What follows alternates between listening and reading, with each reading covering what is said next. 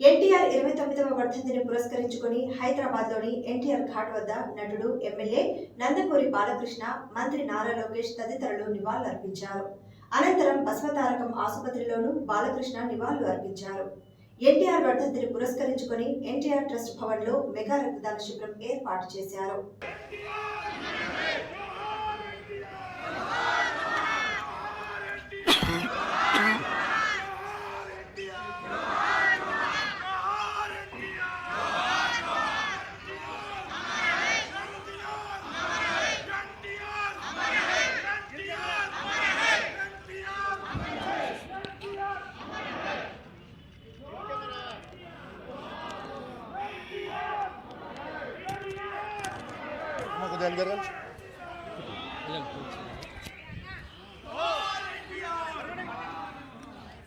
విఖ్యాత నట సార్వభౌమ స్వర్గీయ శ్రీ నందమూరి తారక రామారావు గారి 29వ వర్ధంతి సందర్భంగా పెద్ద ఆయనకి ఘన నివాళి అర్పిస్తున్నాం.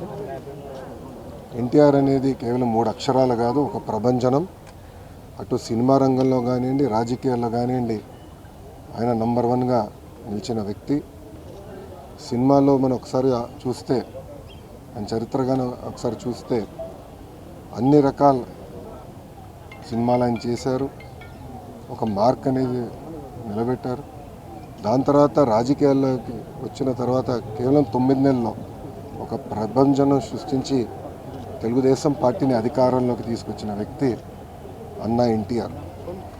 ముఖ్యమంత్రి అయిన తర్వాత కూడా రిలాక్స్ అవ్వకుండా ₹2 కిలో బియ్యం కానివ్వండి, పటేల్ పట్వారీ వ్యవస్థ రద్దు చేస్తాం కానివ్వండి, మహిళలకి ఆస్తుల్లో సమాన హక్కు కల్పిస్తాం కానివ్వండి, ఇట్లా అనేక సంస్కరణలు తీసుకొచ్చారు అన్నా ఎన్టీఆర్.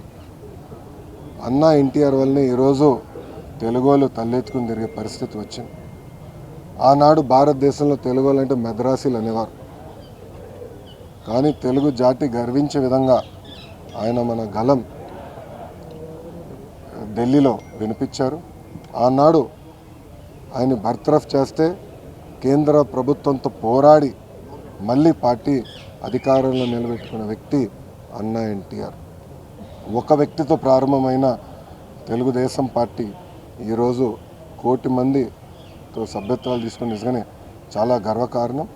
ఏ ఆశయాలతో అయితే అన్నా ఎన్టీఆర్ తెలుగుదేశం పార్టీని స్థాపించారో మేమందరం కలిసికట్టుగా తెలుగు వాళ్ళు ఎక్కడున్నా వాళ్ళకి అండగా నిలబడడానికి, తెలుగు జాతి ఎక్కడున్నా వాళ్ళ అగ్రస్థానంలో ఉండాలనే లక్ష్యంతో మేమందరం అహర్నిశలు పనిచేస్తామని మీకు తెలుపుకుంటూ, ఇప్పుడు మీడియా మిత్రులు కానీ ప్రశ్న ఉంటే దానికి సమాధానం చెప్పడానికి సిద్ధం. కానీ అందరు మహానుభావులు కాలేరు.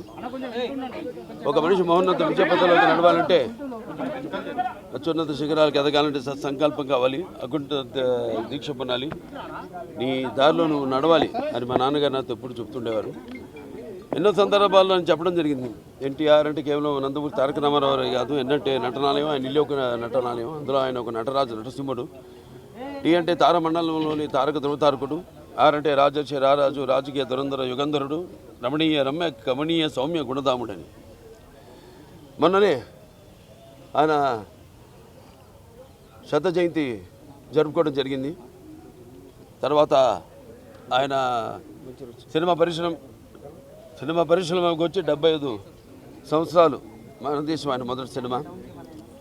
ఆ సినిమా యొక్క ఉత్సవం కూడా జరుపుకోవడం జరిగింది. ఇప్పుడు రామారావు చూసుకుంటే, ఆయన సినీ రంగ ప్రస్తావన చూసుకుంటే, మరి ఆయన నటిస్తుంటే పౌరాణికాలు ప్రాణాలు పోసుకున్నాయి, జానపదాలు జాబిలీలు అయ్యాయి, సాంఘికాలు సామాజ పరిగమనాలు అయ్యాయి, పద్యం పాట పదునెక్కింది, పాట పదునెక్కింది, పద్యం పాట నాట్యం నేర్చింది, కళామ తల్లి కన్నుల పండుగ చేసుకుంది, కళకళలాడింది, గలగల నవ్వింది. అంటే ఇక్కడే కాదు, మన దేశంలోనే కదా, ప్రపంచంలో ఎక్కడ చూసినా కూడా అటువంటి నటధీరుడు, అలాగే నటనలో ప్రయోగాలు చేసిన నటనాచార్యుడు, అలాగే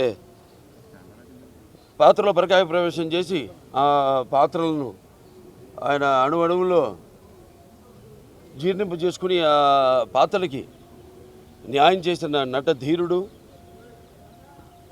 నందమూరి తారక రామారావు గారు. మనం ఎక్కడ వెతికి చూసినా, ఇటు ఎక్కడ చూసినా కూడా అటువంటి నటధీరుడు లేకపోతే నటచారుడు లేకపోతే నటధీరుడు ఎక్కడా మనకి కానరాడు అని నేనే కాదు ప్రతి ఒక్కడు చెప్పుకుని తీరుతారు, ఒప్పుకుని తీరుతారు అది. అలాగే తర్వాత ఆయన ప్రతి తెలుగు బిడ్డ ప్రతి తెలుగు గడ్డ కూడా నేను తెలుగువాడిని సగర్భంగా చెప్పుకునే దమ్ము, ధైర్యం, సత్తా, తెగువ, ఆత్మవిశ్వాసం పదును పెట్టి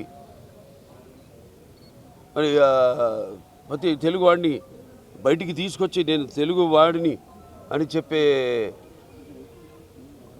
సత్తా, ధైర్యం ఇచ్చిన తెలుగు తేజం నందమూరి తారక రామారావు గారు. అందుకే ఆయన అందరి గుండెల్లో శాశ్వతంగా నిలిచిపోయిన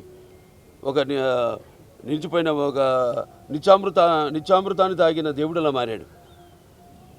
అటువంటి వాళ్ళకి మరి మరణం ఏది? ఆయన ఎప్పుడు నిత్యం వెలిగే ఒక మహత్తర జీవిత విధానం నందమూరి తారక రామారావు.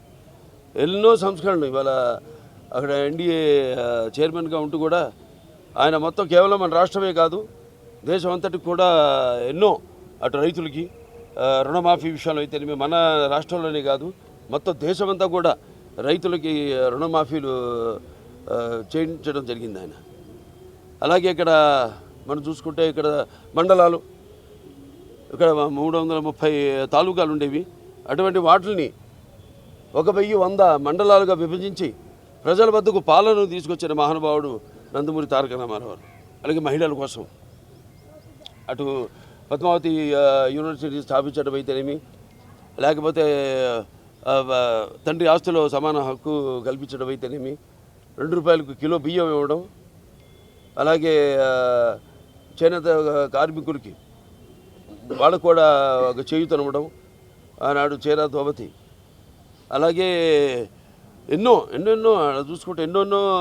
అలాగే ఈ తెలుగు గంగ అయితేనేమి, హంద్రి నివాస్ ఉద్దల స్రవంతి అయితేనేమి, గాలేరు నగరి అయితేనేమి, ఇవన్నీ కూడా ఆయన ఆనాడు కళలు కన్నవి. అలాగే తెలుగు గంగ ద్వారా ఆయన అటు రాయలసీమ, చిత్తూరు జిల్లాకి నీళ్ళు ఇచ్చి సస్యశ్యామలం చేయడమే కాదు, అటు ఎక్కడైతే ఆయన పెరిగి అంత మహానటుడయ్యాడు చెన్నై నగరానికి కూడా నీళ్ళిచ్చిన మహానుభావుడు అభినవ భగీరథుడు నందమూరి తారక రామారావు గారు. ఇలా చెప్పుకుంటూ పోతే ఎన్నెన్నో. అలాగే పక్కా ఇళ్ళు అంటే కాంక్రీట్ ఇళ్ళు పేదలకు కట్టించిన మహానుభావుడు, కూడు గూడు గుడ్డ సిద్ధాంతంతో ఆనాడు ఈ యొక్క ఒక దేశంలోనే ఒక విప్లవాన్ని తీసుకొచ్చిన మహానాయకుడు నందమూరి తారక రామారావు గారు. ఇప్పటికీ 29 ఏళ్ళైంది ఆయన అంటే శివైక్యమై లింగైక్యమై ఆయన పరమపదించి. అయినా ఆయన ఎక్కడికి పోలేదు. ప్రతి తెలుగువాడి గుండెల్లో గూడు కట్టుకుని చిరస్మరణీయుడిగా ఉన్నాడు ఆయన.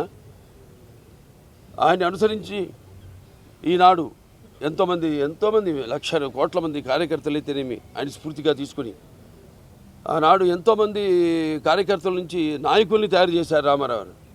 అలాగే కాకుండా అంతవరకు ఒక పంథాలోనే పెడుతున్న రాజకీయాల్ని మార్చి చదువుకున్న వాళ్ళని కూడా అటు డాక్టర్లు అయితేనేమి, ఇంజనీర్లు అయితేనేమి, గ్రాడ్యుయేట్స్ అయితేనేమి, పోస్ట్ గ్రాడ్యుయేట్స్ అయితేనేమి అందరిని కూడా రాజకీయాలకు తీసుకొచ్చారు మహానుభావుడు నందమూరి తారక రామారావు.